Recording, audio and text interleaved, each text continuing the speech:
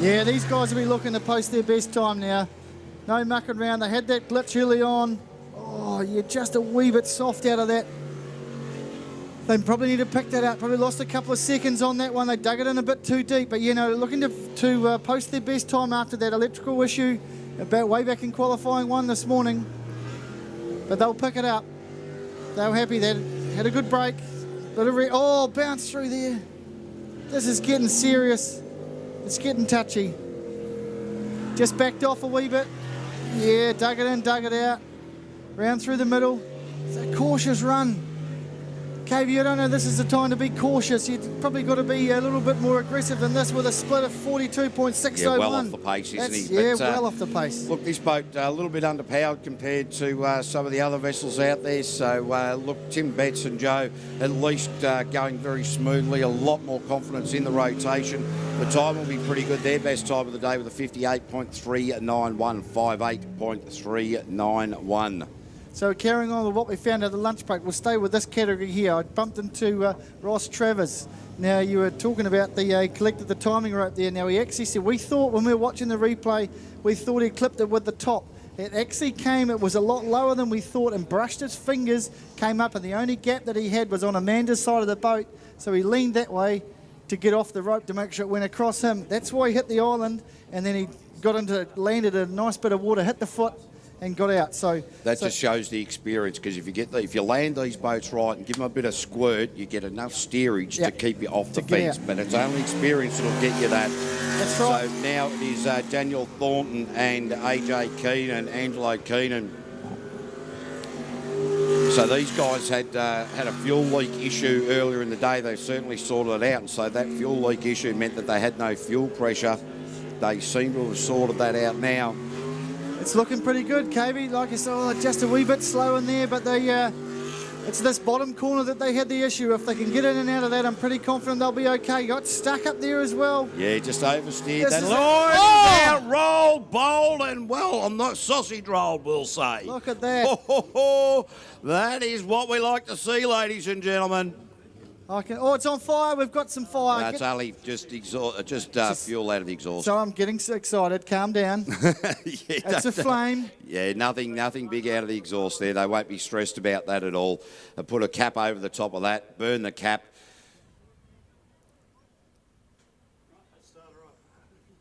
Yep, righto. So are the boys and girls okay in there? Daniel Thornton and AJ Keenan. Ladies and gentlemen, put your hands together for the 8-crane transport machine. That was a ripper. Whew. There's my first one, KV. I'm happy with that. I'll tell you what saved him, though. You watch the replay when Grant brings it up on he's just down on his knees. He can't, what do you mean you haven't got a replay? Oh, we've got no replay, so I'll try and talk you through it. Have a look at the big bits of mud that have come off the grass there. So what he did is he dug into there, caught the Lucas Oils banner, and that's what stopped him going right over, I think. He dug into that, got some grip, and it kept him up there. A little bit of damage to the back of the boat you can see there. This will be interesting pulling them off. Where's Scruffy, the tugboat? No, the Scruffy won't get that one off. So here they go, Chewy down there, the white-bearded varmint down there. He's directing traffic. Right, you pull that way, we'll push this way. And have a look at that, mate. They've gone for the closest bit of water. Very smart operation there. Driver and navigator both sitting in the boat just to make it that little harder for everybody. Add an extra 200 kilos to the push weight.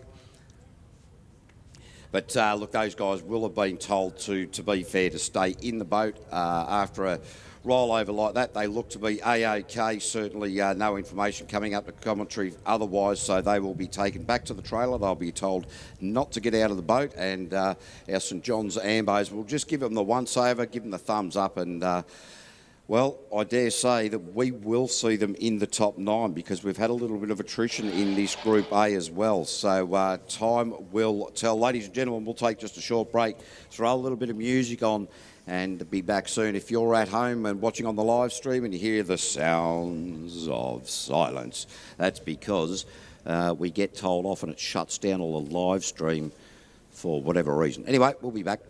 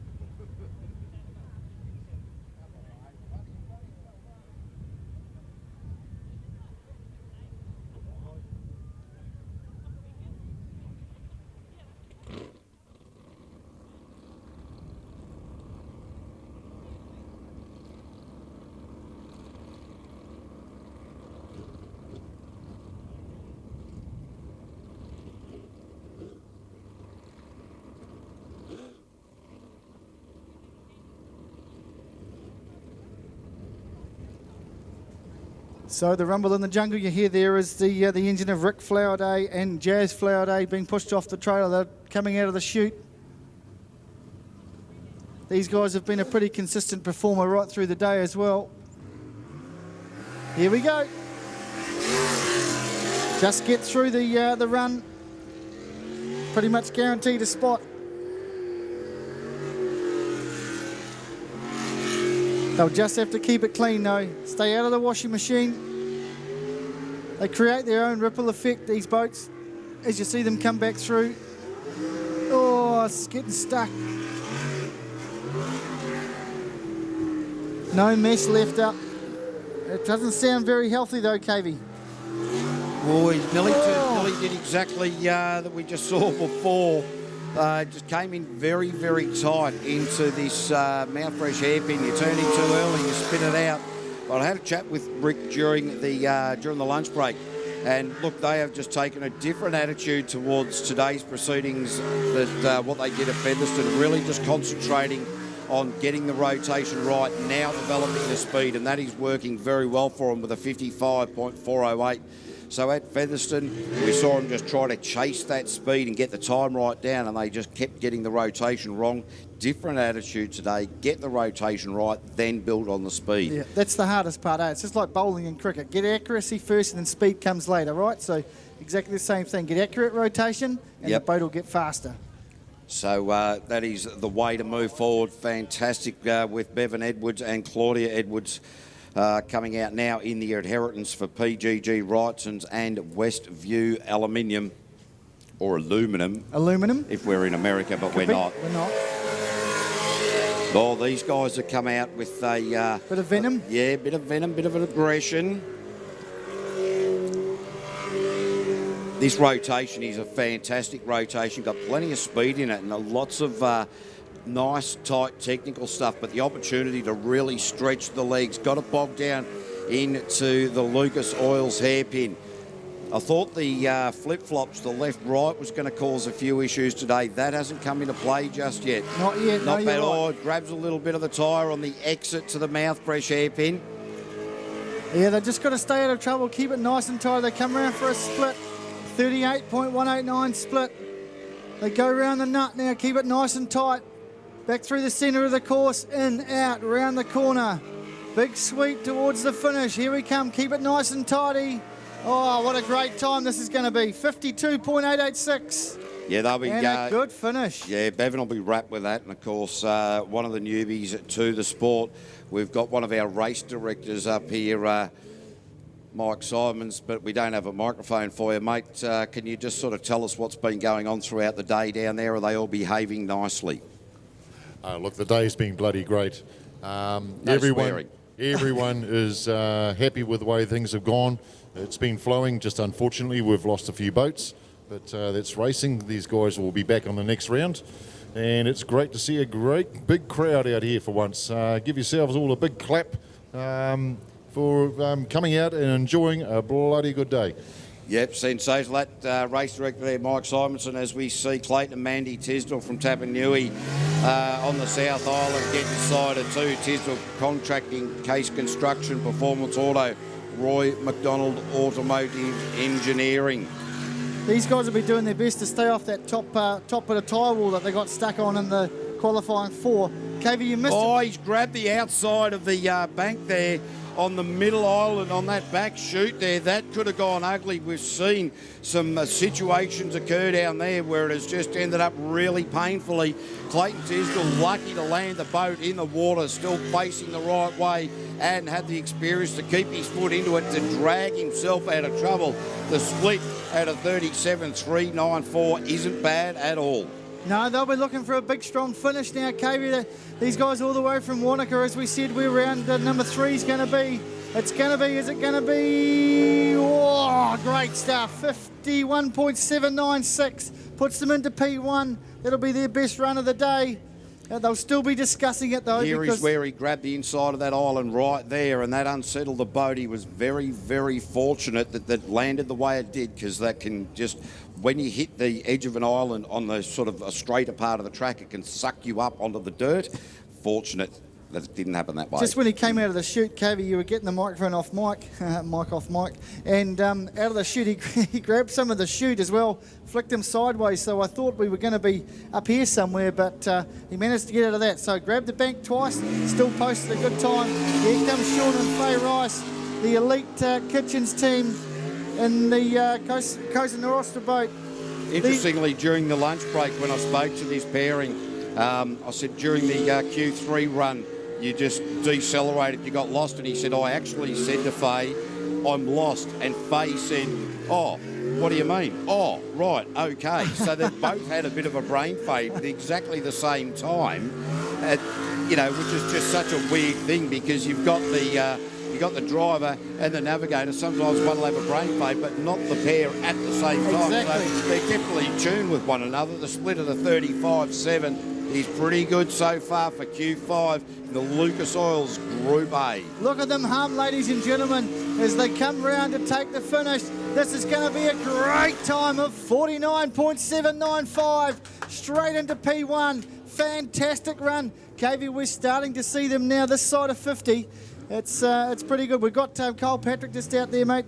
Come on into the box, mate. Grab the microphone and let's have a bit of a chat. What's gone wrong in your crew there, mate? Welcome to the commentary box, but not the place where you want to be, right? No, not at all. We on? Yep. Nope, not at all. It's a long way to come and have something break. Definitely. So couldn't find the repairs for you? A long way to come, mate. It's only, a 20-hour flight from the US to Auckland and then come all the way from Auckland down to here. What are you complaining close, about? Yeah. So we just need a TIG welder and we'd be on. Yeah. Right. So throttle body broke, Yep. the shaft, and we're not having much luck right at the moment. So we're here for points. All right, so what we'll do is we'll come back to you in a minute because we've got Cy Gibbon coming out, mate. This will be a stop-start conversation, as you're well aware, because Cy Gibbon and Donna Thompson, have a look at how smooth these guys are running. Yeah, they won't want to leave anything here. They'll know that they've got Super Mario behind them and also Ollie as well snapping at their heels. So they'll want to post a really, bouncing down that back straight as they come through the middle of the course now. The shine from the sun coming off that boat. Look at him dive into that and stay off the tyres as he comes around the hairpin, back through the centre of the course. These guys down in front of the commentary box, I'd move if I was you because you're going to get a lot more wetter as he comes back to take the split time of 35.009 kV. He's easing it off going into that nut up there, just has that little bit of a splurt off the accelerator, and I dare say he wouldn't even be aware that he's doing that. But Cy Gibbon through the line, 48.612, cracking run from the Novus Auto Glass machine. And so Kyle, mate, how many kilometres or miles is it that you've travelled to get here for this meeting? Probably about 8,500 miles. So that's around about 12,000 Ks roughly. Okay. Something like that. I don't know. I'm not very good at maths. I'm not sure whether I should add 1.6 or minus 1.6. But, mate, so you need a MIG welder, TIG welder. Have we got one floating around? Is there one on the way? They're still working on it. I'm not really sure, but right now it's not looking good. Right. That is very, very disappointing. So now we'll have a look at Super Mario here. Ross Travers in the radioactive machine. Amanda Kiddo and Super Mario with the 8.25-inch jet unit in this Group A category. The rest of them are running 8.5s. And I tell you what, this guy, the smooth driving style, keeps him punching well above his weight. Yeah, mate, I caught up with him during the lunch break, as I said. The second thing he said to me was they changed the prop on the back of the boat, put a brand new one on, but it just wasn't gripping, so they took that one off, threw the old one back on, and a lot more happier with that qualifying 4 run.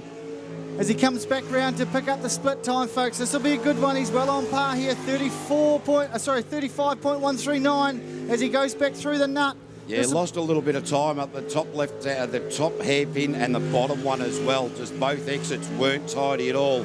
So really going to have to get back onto it with a 48.744 into P2. Lost a lot of valuable time in the mouth fresh hairpin and the top hairpin as well. Just both didn't go well for him, lost that valuable time. Now, Kyle, I know it's a very difficult thing to do, having a conversation while we've got boats coming out. Mate, moving forward, you're taking the boat down to Wanaka. Yes.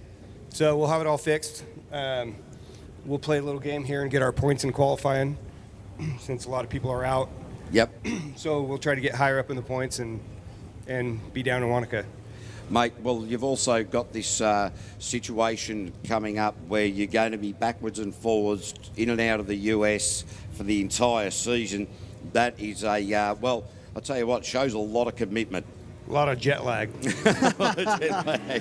So Neil Marshall and Hayley Brunning, they have had probably not the best day that they've seen so far. They haven't got a rotation 100% right yet.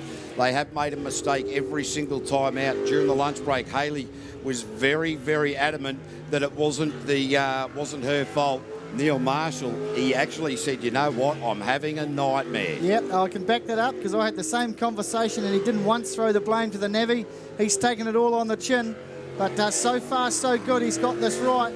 Let's see if he can get through and qualify with a good time to make things count.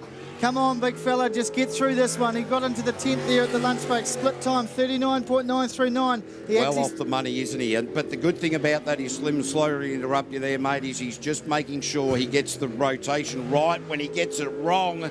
So he's gone the wrong way again. He just needs to post a time. And he's just gone the wrong way again. So he needs to come and turn right here. Now he's back on the rotation proper. So certainly not a good day in the office for Neil Marshall and Hayley Brunning. I've never seen Neil Marshall not get a rotation right in the course of a day, which is, well, time will tell if we go to if he makes it indeed into that top 9. Now, Kyle, back to you. It's always a bit interesting, as we know. We've got to keep going with what's on the track, mate. You've been around the sport for how many years now? I think this is my 17th year. Wow. Geez, I tell you what, and you don't look a day over 79. And I don't feel it. I'll just interrupt you there, mate. We've got Tim Coleman coming out. Doesn't look like Ollie Silverton's on the ramp yet, so we don't quite know what's going on there. But here comes Tim Coleman and Dylan Matthews out now. They'll be looking to be nice and shiny by the end of this lap as they get through to keep it nice and consistent as they have been all day. So we'll keep an eye on the boat ramp. We want to make sure that Ollie's in there because he wants to stay within contention, of course, or he's got a pretty good time already, so we'll see what happens. But these guys are looking, these are okay. They've just got to stay off the tyre wall. Come on, yeah, nice smooth transition through there. Duck back through the centre of the course. Background for the Lucas Oils hairpin. Get this right. Hammer down. Good split time there, folks, at 39.054. A little bit back off the pace, but can they pick it up on the back half? Yeah, look, Tim Coleman, just new to behind the wheel in the sport, just coming into his second season and hasn't been able to run consistently, a 55.319. So it's just really a battle between the A and B driver, Tim Coleman and Tim Betts. The Tims, I'm not sure who's the Tim and Timmer of the Tims. But so, Kyle, moving forward, when are you flying back to the States? I go back Monday, and then I fly back to New Zealand on the 20th of January to go down to that race. Yeah, so you're flying to Auckland, take the boat down to Wanaka? Somebody's going to take the boat down, and I'm hopefully going to fly down. Yeah, right. No worries. So, Right. geez, I tell you what, you get a lot of support when you come here, though, and it is fantastic. Yeah. You know, you got Darren Todd there, you got Rubber Glover, you know, Baden Gray. A lot of people getting behind you to make that the racing easier for you when you get here. There's lots of help here. It's just absolutely wonderful. Yep. And, mate, I know that last time we helped one another with making sure that we didn't get dehydrated. I'm sure that'll continue over the next couple of days. Oh, I'm sure, yeah. So, well, before all my American friends back home, Epstein didn't kill himself.